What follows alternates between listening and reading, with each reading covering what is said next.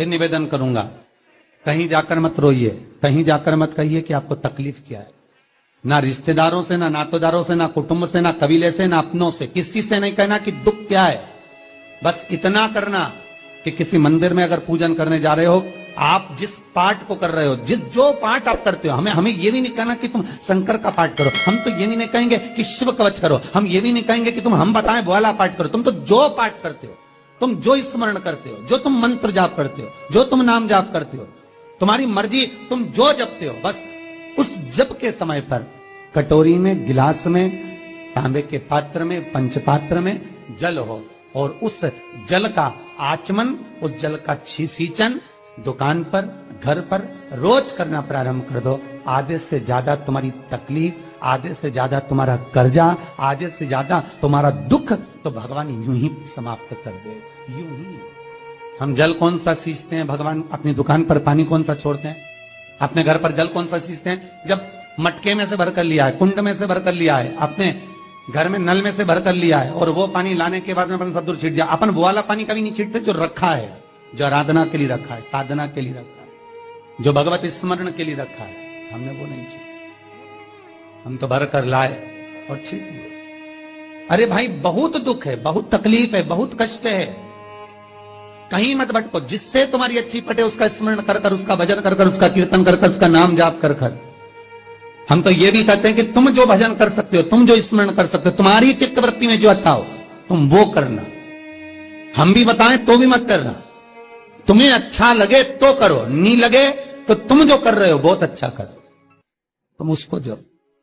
तुम्हारा जपना, तुम्हारा स्मरण करना, तुम्हारी भक्ति का भाव प्रकट करना, बस दिल से, मन से, जो तुम्हारे मन में आ जाए भगवान को वो कह दो, भगवान से वो जाकर निवेदन कर दो, भगवान उसे स्वीकार कर दो। तो शास्त्र कहता है कि जिस दिन आपका व्रत है उस दिन एक काम जरूर करना कि भगवान का मंत्र जाप कर कर, भगवान का स्मरण कर कर, कटोरी में जल लेकर, पात्र में जो जल रखा हो, पूजन पाठ करते समय, स्मरण करते समय वो जल का पान अवश्य करें। उस जल का पान अवश्य करें, उस जल को अवश्य करें। क्या होता है जल का पान करने से? शिव महापुराण की कथा कहती है,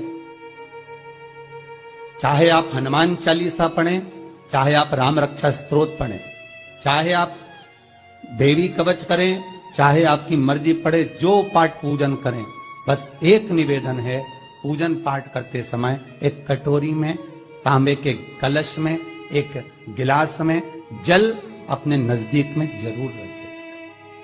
क्या होगा उससे? आप जितना पाठ करेंगे, आप जितना पूजन कर रहे हैं, आप जितनी आराधना कर रहे हैं, आप जितनी साधना कर रहे हैं, आप जितना तप कर रहे हैं, आप जितना हनुमान चालीसा, दुर्गा चालीसा, राम रक्षा स्तोत्र, यमुना अष्टक, गोवर्धन चालीसा, जो भी आप जप रहे हैं, जो भी आप सर्वोत्तम जी का पाठ करें, आप जिस भी पाठ को कर रहे हैं, उस पाठ को करते समय अगर जल तुम्हारे पास में रखा हुआ है तो तुमने जब पाठ किया तो उसका जो तात्विक अंश है वो जल के अंदर जाएगा और वो जल जब हम ग्रहण करेंगे तो हमारा जीवन आनंदित हो जाए। पहले के संतों को उठाकर देखिए, पहले के साधुओं को उठाकर देखिए, पहले के तपस्वियों को उठाकर देखिए। साधु, सन्यासी, तपस्वी जहां पर तप करते थे उनके पास में कमंडल में जल रखा रहता था, उनके कमंडल में जल होता था।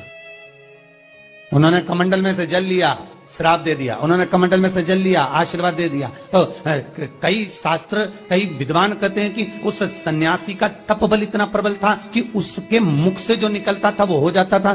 ध्यान देना, सन्यासी के तप बल से भी प्रबल था उसके कमंडल का जल, जिसको वो पठन करता था, तप करता था, साधना करता था, भजन करता था, कीर्तन करता था, तो जो जल उसके पास में रखा रहता था उसमें इतना पावर आ जाता था कि बस उसको छोड़ते ही वो श्राप लग जाता।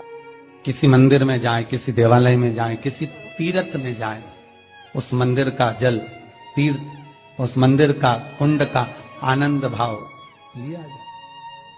भाई, भारत की भूमि पर जितने मंदिर हैं, भारत की भूमि पर जितने तीर्थ हैं, सारी नदियां, कुंड, तालाब, छोटे छोटे सरोवर, बावड़ियां, ये सब मंदिर के पास में ही क्यों बनवाए गए?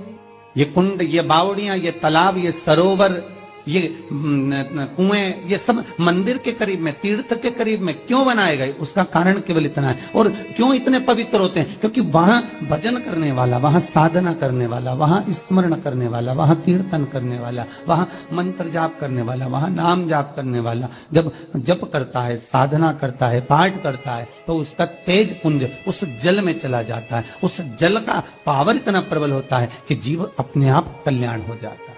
मात्र स्नान से, मात्र पूजन से, मात्र तर्पण से, मात्र आचमन से।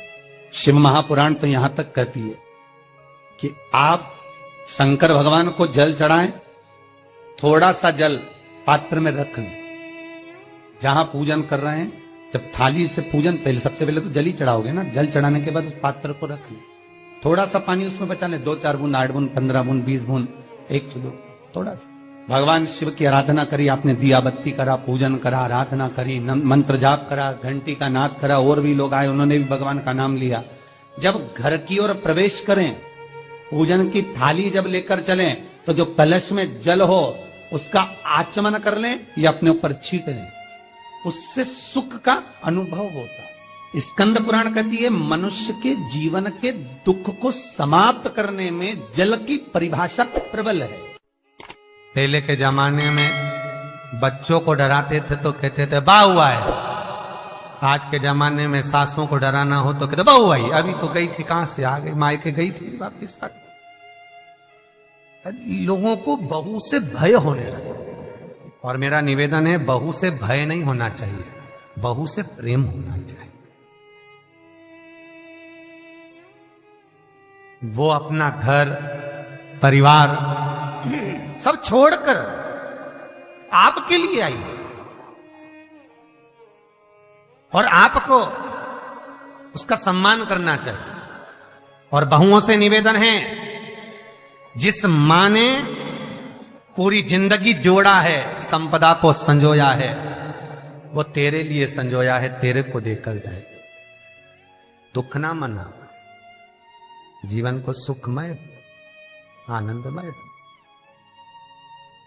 परिवार में प्रेम होना चाहिए, लक्ष्मी अपने आप खिंच कर आती है। जिस परिवार में प्रेम नहीं होता, क्लेश बड़ा मचता है, अपनी अपनी सब सोचते हैं, वहां लक्ष्मी नहीं आती है।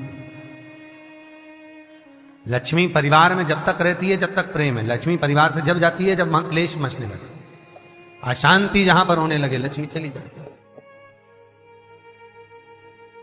और फिर निवेदन करूंगा, कार वाली बहू मत लाओ, संस्कार वाली बहू लाओ। कार वाली बहू लाओगे, वो कार दे देंगे दहेज में, वो कार दे देंगे विदाई में, कन्यादान में, वो तुम्हारा सम्मान नहीं करने वाली, क्योंकि कार लेकर आई। संस्कार लेकर आने वाली बहू लाइए तो कार का तो ढेर लगा देगी, कारों का ढेर लगा देगी। बहू लक्ष्मी हो, उसके चरण में स्वयं सुख है, तो आ जाए। और बहुओं से भी निवेदन, यदि जीजियो, अरियो बहुरानियों,